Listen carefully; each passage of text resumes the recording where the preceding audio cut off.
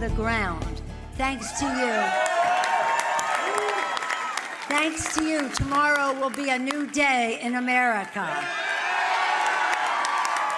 And last night, the Republican Party defied history to expand our Senate majority while significantly beating expectations in the House. Good evening and welcome to Metro Focus. I'm Jack Ford. Leaders in both parties heralded the midterms as a landmark victory as Democrats seized control of the House of Representatives while the Republican Party consolidated their grip on the Senate. Clinching the 218 House seats needed to secure a majority in the House, the Democrats brought an end to one-party rule in Washington and are now in a position to combat the president's agenda. President Trump focused much of his attention in the weeks leading up to Election Day on tight Senate races. And that work appeared to pay dividends, with Republicans ousting Democratic senators in Indiana, North Dakota, and Missouri. And despite a spirited challenge from Democratic challenger Beto O'Rourke, Senator Ted Cruz held on to his seat in Texas. A number of highly contested gubernatorial races in key battleground states saw both parties secure victories. Republican governors were elected in Ohio and Florida, while Michigan and Wisconsin elected Democratic candidates, despite both states swinging blue to red in the 2016 presidential election. In the state of New York, it was a big night for the Democratic Party as the party secured all statewide races. Governor Cuomo was easily reelected to a third term, and Letitia James made history, becoming the first ever African-American woman to be elected to statewide office in the state, as she won her bid for Attorney General. A great deal to discuss, and for that we welcome two of our good friends here, journalist Amy Holmes and political analyst Ellis Hennigan. Back to the program. So we have a lot to talk about. Let's start with the big picture. You have folks saying, yes, indeed, it was a red wave. Other folks saying, yes, indeed, it was a blue wave. Let me get the take from the two of you. Amy first. How would you characterize it? Red ripple, blue ripple. It might be how I might put it. We got all of this hype that this was going to be the midterm of our lifetimes. We heard former President Barack Obama, making these huge apocalyptic claims on the campaign trail, as well as President Trump saying this is going to be a referendum on me. And as it turned out, I think it was kind of like a shoulder shrug. The conventional wisdom was correct. The Democrats held on to the House, not by really historic numbers. It was an historic average, actually. President Clinton lost more than 60 seats in his first midterm, Obama more than 50. So Donald Trump actually did better than those previous presidents. So I think we're kind of where we expected to be, frankly. Ellis, what do you think? It wasn't by accident that I wore a purple tie. Listen, it could have been worse. It could have been better. I mean, I have a smile about some things, but no, it wasn't quite the party that I was anticipating last night. Yeah, you're very subdued today, well, actually. I'm used to dealing with imperfection in my life. But listen, there is one big change. I mean, it does matter a lot. The Democrats are going to control the Congress. We finally have some kind of check on this president. It's going to be really interesting to see how the Dems play that, how aggressively it goes, how much of a check they want to be, what the political reaction to that is. But you got to hand it to Mitch McConnell and the Republicans. So they made some progress in the Senate, and that is indeed a win for the president. I want to talk about the notion now of one party not being in control of everything.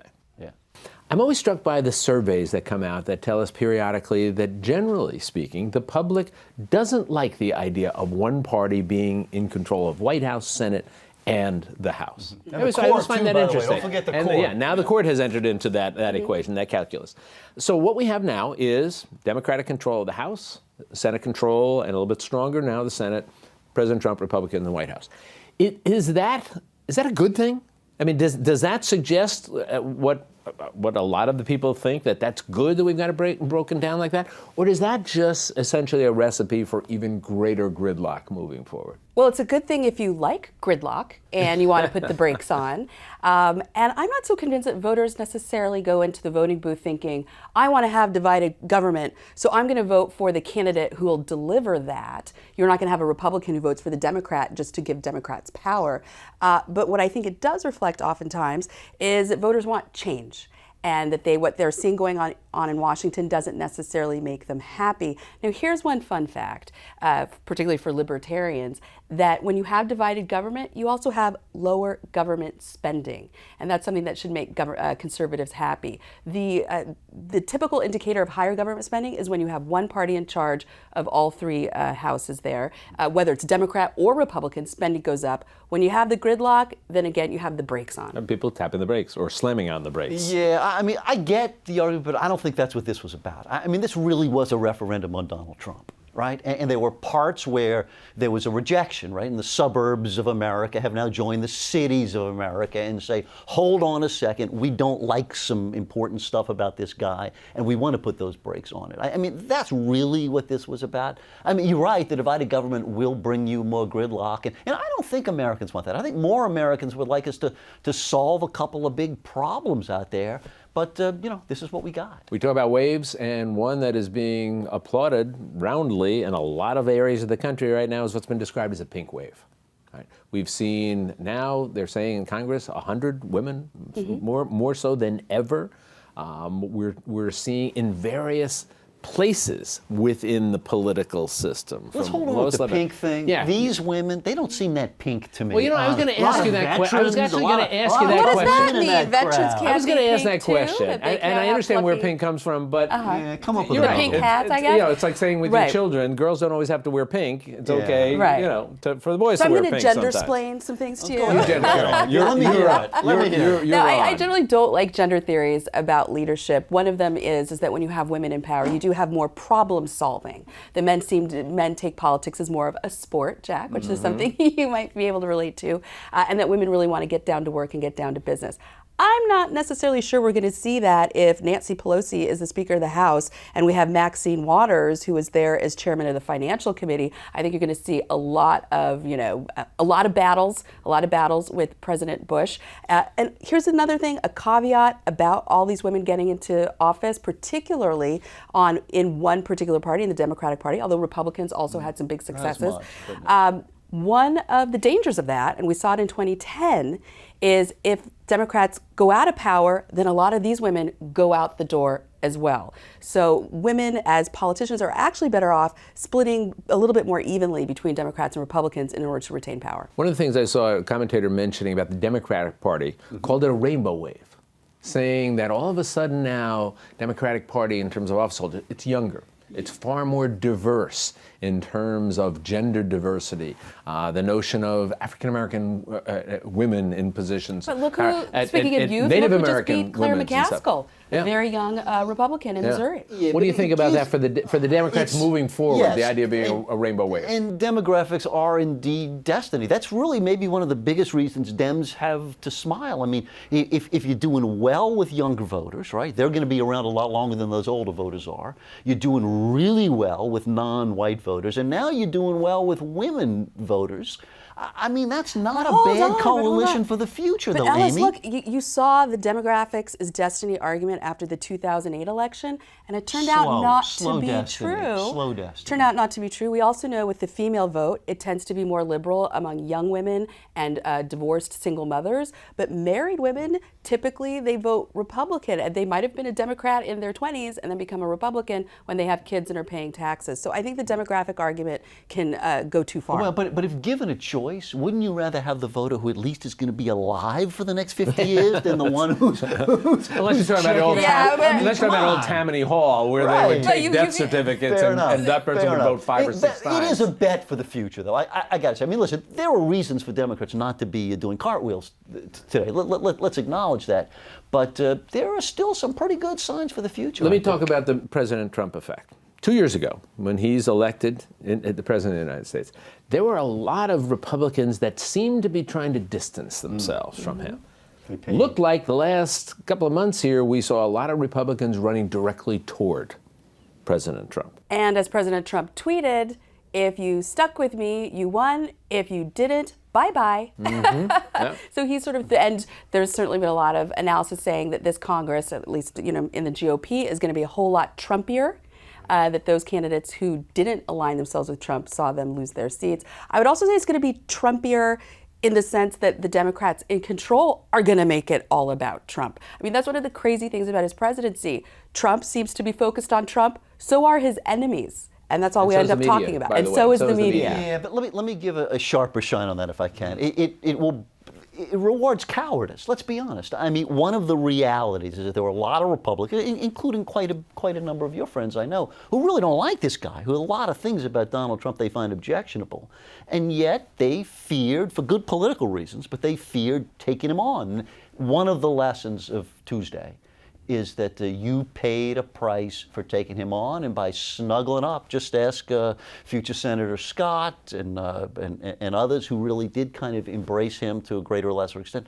They I would did have to pretty say it well. took a lot of They bravery did for a pretty lot of well. Republicans to say, you know, that we're going to snuggle up to President Trump when he's such a wild card. Last week when he does birthright citizenship, a lot of Republicans are really nervous, saying, oh my goodness, now how am I going to answer this? Am I going to have to distance myself now? I think the ones that stuck with him, they were willing to go the distance, and that was a risky proposition because we know that Trump was driving this intense opposition, the intensity of the turnout. A lot of Republicans didn't know if Trump was going to be a net positive or a net negative. Let me get a little local Okay. in our conversation. Then we're going to come back to big picture 2 years from now, right? So let's stay local.